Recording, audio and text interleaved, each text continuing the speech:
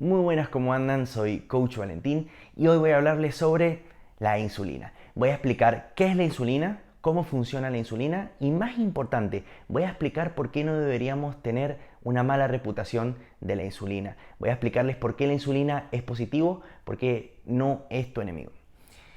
Primero, lo que vamos a entender es lo siguiente. Una vez que nosotros consumimos un alimento, principalmente si tiene buena cantidad de carbohidratos, imagínense que nos consumimos una pieza de fruta, una banana, ese carbohidrato se tiene que degradar. Cuando se degrada en nuestro sistema digestivo, se libera en el torrente sanguíneo bajo el nombre de glucosa. Esa glucosa es por lo general lo que nosotros le denominamos el azúcar en sangre o la glucemia en sangre, que se puede medir. Y cuando nosotros liberamos esa glucosa en la sangre, el páncreas, que es la hormona encargada de secretar la insulina, tiene la capacidad de sensar que hay una buena cantidad de glucemia en la sangre y lo que hace es liberar la insulina principalmente para regular la liberación de estos nutrientes o el almacenamiento de estos nutrientes en diferentes partes del cuerpo. ¿A dónde puede ir esta glucosa?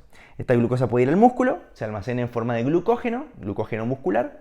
Muy importante, sobre todo para los entrenamientos de pesas. Una vez que nosotros hemos entrenado, es importante reponer esa energía que se almacena en el músculo. También se puede almacenar en el hígado como glucógeno hepático. El glucógeno hepático, por lo general, no es una gran reserva, sirve más que nada para mantener en largos periodos de ayuno los niveles de glucosa en sangre. No es una gran cantidad de reserva, hay unos 400-500 gramos de glucosa. Más importante es la reserva de glucógeno que hay dentro del músculo. Y por lo general es por lo cual la insulina tiene una mala reputación, porque también puede llevar esa glucosa y almacenarla en forma de grasa. ¿Qué es lo que sucede? Ha habido durante muchos años un error de interpretación cada vez que se ha revisado la evidencia científica y se ha encontrado que había personas que consumían mucha cantidad de carbohidratos, sobre todo azúcares refinados y alimentos ultraprocesados, tenían por lo general niveles elevados de grasa corporal.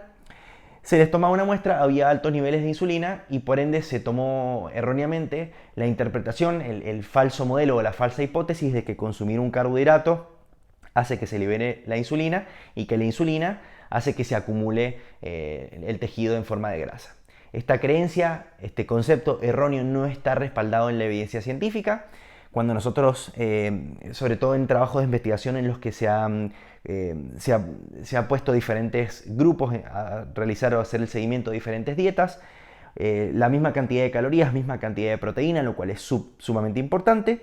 Las dietas altas en hidratos de carbono y bajas en grasas han perdido la misma cantidad de peso que las dietas bajas en carbohidratos y altas en grasas. Siempre y cuando se logre un déficit calórico, el cuerpo va a utilizar para suplir ese déficit calórico las reservas de grasa. Por ende, incluso si hay una buena liberación de insulina, se puede perder peso sin ningún problema.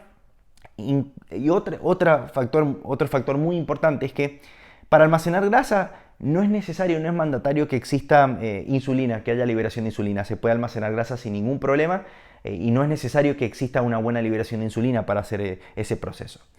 Otra cosa muy importante, cuando nosotros consumimos proteína, también se libera insulina. Incluso en algunos alimentos, la liberación de insulina, cuando consumimos proteína, es la misma que si consumiéramos un carbohidrato.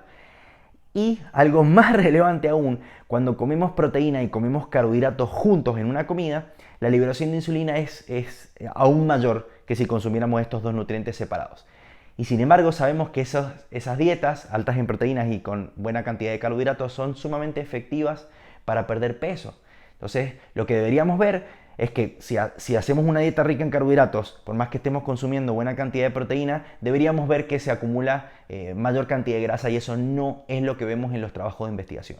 De hecho, algo todavía más relevante, los productos lácteos son productos que son muy sensibles a la liberación de insulina. Cuando consumimos leche, cuando consumimos yogur, la liberación de insulina es altísima y sin embargo está muy bien respaldado en la evidencia científica que los productos lácteos no promueven el aumento del peso, sobre todo cuando no existe un plus calórico. Sin embargo, ayudan y contribuyen a que exista una pérdida de peso. Son productos sumamente efectivos para las dietas de pérdida de grasa. Entonces, pasando en limpio, ¿qué hay que tener en consideración? Que la insulina no es un enemigo. La insulina es una hormona que es necesaria para manejar procesos fisiológicos que son importantes, como la distribución de nutrientes en el cuerpo, la recuperación de glucógeno muscular, que es muy importante para los entrenamientos de pesas, para recuperar el glucógeno hepático que se almacena en el hígado y funciona muy bien para regular la glucemia en periodos donde no tenemos gran aporte energético. Sí, también se puede almacenar en forma de grasa, pero esto solamente va a pasar en el caso de que exista un superávit calórico. No mandatariamente cada vez que haya liberación de insulina hay que asustarse. Es una hormona que incluso uno de los efectos que tiene funciona como un supresor, como un freno de procesos fisiológicos, como por ejemplo la liberación de cortisol, que es una hormona también tiene una mala reputación porque es una hormona que está relacionada al estrés. Cada vez que hacemos un entrenamiento muy intenso, el cortisol también se levanta, pero una vez que hacemos una comida, sobre todo después de haber entrenado, muy buena, rica en carbohidratos y con buena cantidad de proteína, esa liberación de insulina frena procesos como por ejemplo la liberación de cortisol, que es muy importante porque el cortisol es catabólico. Entonces, si estás tratando de promover el anabolismo, el crecimiento muscular, muy importante que en ciertos momentos del día haya una buena liberación de insulina. Y además, otro concepto sumamente erróneo es que cuando consumimos una dieta que sea rica en carbohidratos vamos a mantener niveles elevados crónicos, de forma crónica y sostenida, y no es lo que sucede. En las personas normales, en personas saludables, la liberación de insulina, si bien se eleva después de comer, vuelve de nuevo a bajar en periodos en los que no estamos consumiendo comidas, que por lo general lo que hacemos es 3, 4, 5 comidas por día. Tenemos picos de insulina, pero después la insulina vuelve a su nivel, incluso por debajo de niveles basales.